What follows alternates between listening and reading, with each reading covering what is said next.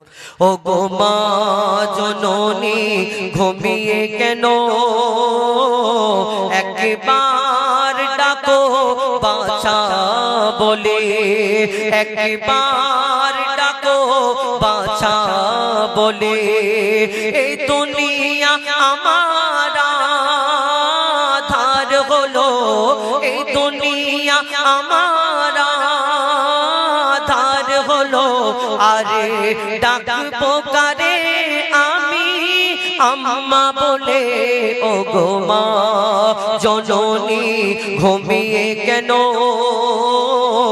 একবার ডাকো বাছা বলে, একবার ডাকো বাছা বলে।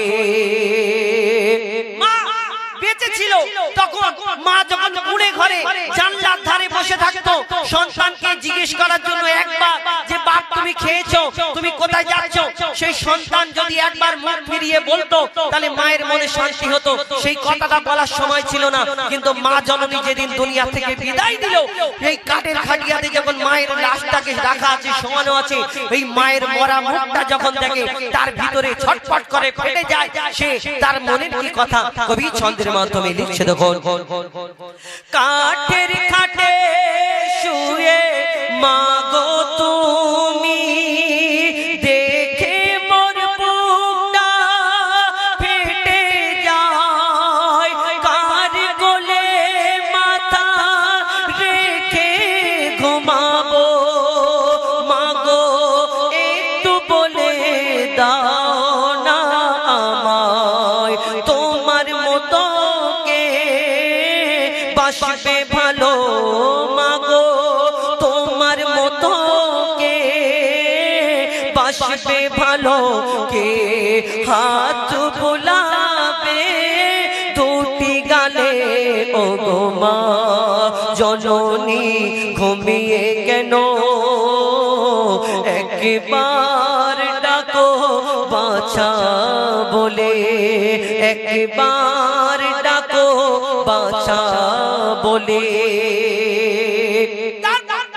তার মায়ের লাশ দেখে, কিছু আত্মীয় স্বজন আছে যারা মাটি দেওয়ার জন্য আস্তে আস্তে আসে, মায়ের দাফন করার সময় হয়ে যায়, তখন ওই ছেলে মুখ ছেড়ে ওই বুক ফেটে যায়, মুখ থেকে চিল্লে জোরে চেঁচিয়ে চেঁচিয়ে বলে যে আমার মা কেমন ছিল, আমি যতদিন যখন আমাকে ছোটবেলায় কত কষ্ট করে মানুষ করেছে, কিন্তু আমি শেষ বয়সে আমার মায়ের খিদমত করতে পারলাম না।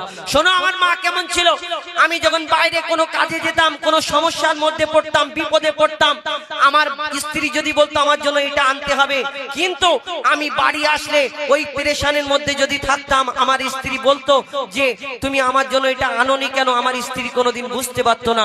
কিন্তু আমার মা জননীর সঙ্গে আমার একটা এমন সম্পর্ক, আমি মাকে কোনোদিন বুঝতে দিতাম না, কিন্তু মা আমার কাছে এসে বলতো যে বাবা তোমার কি হয়েছে, কোনো সমস্যার মধ্যে আছো নাকি, কি পেরেশানের মধ্যে আছো আমাকে বলো। তখন মা আমার বুঝতে পারতো, মা আল্লাহর কাছে দোয়া করতো আমার সন্তানের আল্লাহ পেরেশানিকে তুমি দূর করে দাও, মাথায় হাতটা বুলিয়ে দিত। এই আমার মা ছিল। সেই সন্তান আরো কাঁদে, আর কি বলতে থাকি কবি ছন্দের মাধ্যমে লিখছে দেখুন।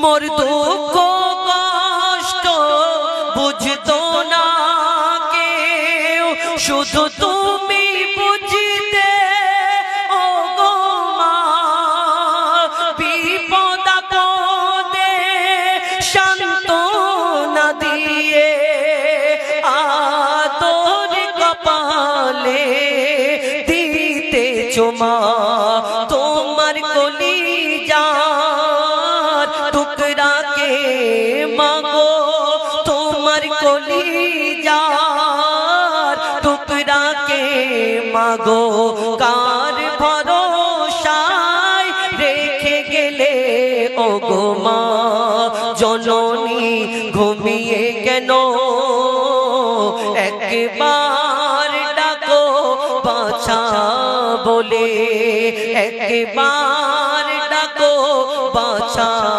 বলে। মাকে কবরে যখন শোয়ানো হলো, কাফনের মুখটা খুলে সন্তানকে আরেকবার যখন দেখাচ্ছে, ওই মা এই সন্তানের চোখ থেকে টপ টপ করে পানি ঝরছে। সন্তান মনে মনে ভাবছে, মা গো তুমি আমার জন্য কত কি করেছো, কিন্তু আমি যখন কাজে ব্যস্ত হয়ে গেলাম আমি তোমার জন্য কিচ্ছু করতে পারিনি। তখন কাঁদলে কোনো কাজ হবে না, তোমার চোখের পানি কেন, তোমার ওই কবরকে যদি ভরিয়ে দাও পানি দিয়ে, চোখের পানি দিয়ে, তাহলে তখন কোনো কাজ হবে না। যতক্ষণ মা বেঁচে আছে তখন যদি খেদমত করতে পারতে। সেই সম্পর্কে শেষ কথায় আরো কি লিখছে দেখুন, শোনো গো আমার মা জননী, থামে না আমার চোখের পানি, শত কাজের মাঝে মা গো তোমার আমি খেয়াল রাখতে পারিনি। কত কষ্ট দিয়েছিলাম মা গো, কত কষ্ট দিয়েছিলাম, তবুও তুমি দূরে দাওনি ঠেলে। ও গো মা জননী ঘুমিয়ে কেন, একবার ডাকো বাছা বলে, একবার ডাকো বাছা বলে, একবার ডাকো বাছা বলে। শেষ কথা কবির মনের ফারিয়াদ কি লিখছে দেখুন, মা গো মা তোমার দুধের দেনা শোধ করতে কবু পারব না, বন্দি থাকিব আল্লাহর কাছে যদি তুমি না করো মার্জনা। মায়ের মতো কেউ হয় না আপন, মায়ের মতো কেউ হয় না আপন। মঈদুল ইসলামের কলম বলে, ও গো মা জননী ঘুমিয়ে কেন, একবার ডাকো বাছা বলে, একবার ডাকো বাছা বলে, একবার